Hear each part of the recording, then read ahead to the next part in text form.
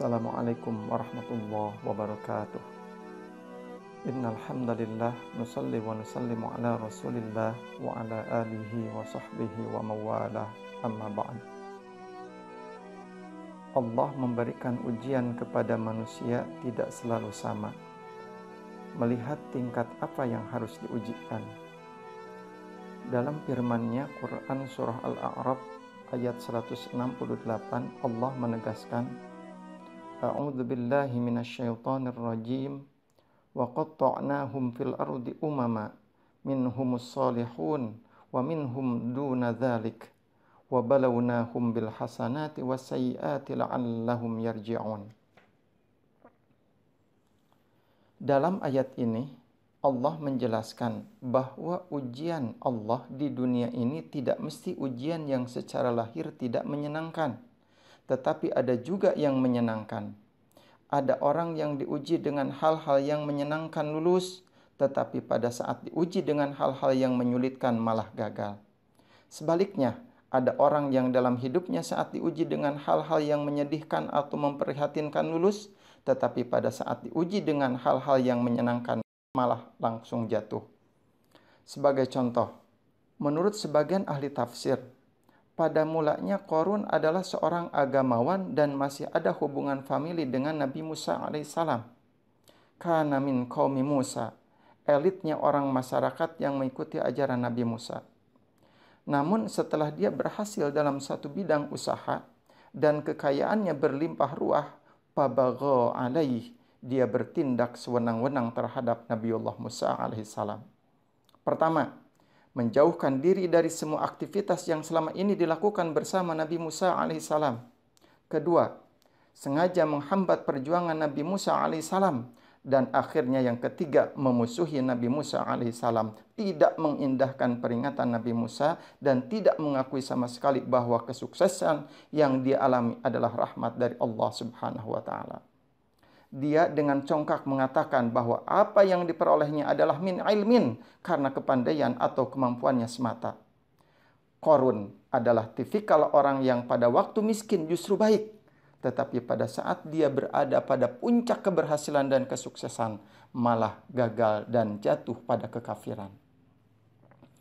Al-Quran menceritakan, pernah timbul keinginan dari orang-orang mukmin agar diberi keleluasaan rizki dan semua menjadi orang kaya.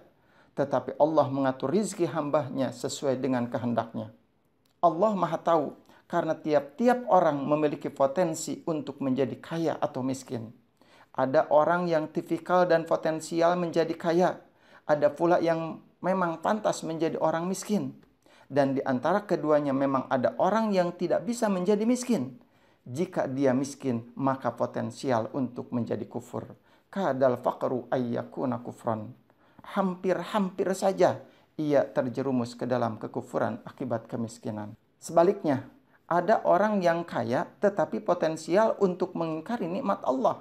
Itulah sebabnya pada waktu Nabi Muhammad SAW ditantang, diberi peluang oleh malaikat Jibril untuk memilih, "Ya Muhammad, saya akan mengubah semua kerikil yang ada di Mekah ini menjadi emas dan bisa kamu manfaatkan untuk kebutuhan apa saja."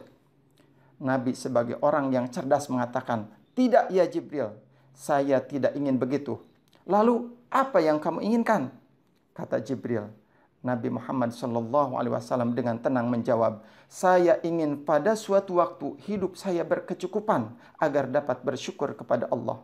Tetapi pada saat yang lain, saya ingin kekurangan agar bisa bersabar terhadap ujian Allah." Antara syukur dan sabar inilah sebenarnya yang saya inginkan. Sejauh mana orang bisa menguji kesabaran justru pada saat dalam kekurangan. Tetapi sejauh mana orang itu bisa bersyukur pada Allah Subhanahu wa taala adalah pada saat ia memperoleh nikmat dan kebahagiaan. Disitulah ukuran tingkat kesabaran dan kesyukuran seseorang terhadap Allah Subhanahu wa taala.